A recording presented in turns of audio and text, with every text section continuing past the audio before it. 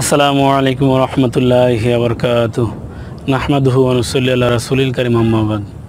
তো বন্ধুরা, পেটের সমস্যা যেটাকে আমরা এক কথায় বলি আইবিএস, কিছু খেলেই পেটে দাগ দিয়ে পায়খানা হয়, এমন বেগ হয় যেন সরে যেতে যেতেই হয়ে যাবে।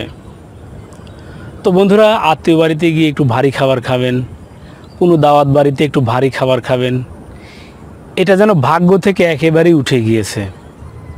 তো বন্ধুরা, যেটাকে আমরা এক কথায় বলি পুরাতন আমাশা। তো বন্ধুরা, এই পুরাতন আমাশায় যারা ভুগছেন তাদের জীবন একদম বিষাদ এবং বিমর্ষতায় ভরা একটা জীবন বলা যেতে পারে। কোথাও গিয়ে কোনো কিছু খেতেই আর কনফিডেন্স পান না, এই বুঝি পায়খানা চাপ দিবে, এই বুঝি আমাকে টয়লেটের দিকে দৌড়াতে হবে। তো বন্ধুরা, এই সমস্যার সমাধানে অনেক ভেষজ সেবন করেছেন। তো বন্ধুরা, এর মাঝখানে একটা কথা বলে রাখি। গত কয়েকদিন আগে আমার এক ভিউয়ার, এক বন্ধু আমাকে বলছে যে আপনার ভেষজগুলো একবার 2 থেকে 3 দিন বা 15 দিন সেবন করলাম, তো সেবন করে কিছুদিন ভালো থেকেছি, এরপরে আবার যেই সেই, এগুলোতে কি কোনো কাজ হয়? তো আমি তাকে বললাম যে ভাই, আপনার সমস্যা কত দিনের? উনি বললেন যে 9 থেকে 10 বছর হলো সমস্যা। কী চিকিৎসা নিয়েছেন? যে বিভিন্ন রকম পন্থায় চিকিৎসা নিয়েছেন, কাজ হয়নি। তো তাকে বললাম যে ভাই, এটা কেমন কথা? আপনি এত চিকিৎসা নিয়েছেন, এত দীর্ঘদিনের সমস্যা, আর আমার এই ভেষজগুলো মাত্র 15 দিন সেবন করেছেন, কিছুদিন ভালো ছিলেন। তো আপনাকে ডোজ 1 মাসের মতো কিংবা 1 মাস থেকে 3 মাস পর্যন্ত সেবন করলে একদম স্থায়ী সমাধান হয়, আর আপনি কিনা মাত্র কয়েকটা দিন সেবন করেই বলছেন মাত্র কয়েকদিন ভালো ছিলাম। তো তাকে একটু গালি দিলাম।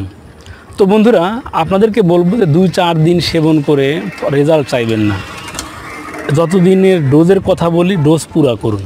তো বন্ধুরা, এটি হচ্ছে তেলাকুচার পাতা, সবাই চেনেন জানেন, ঝোপঝাড়ে পর্যাপ্ত পরিমাণে হয়।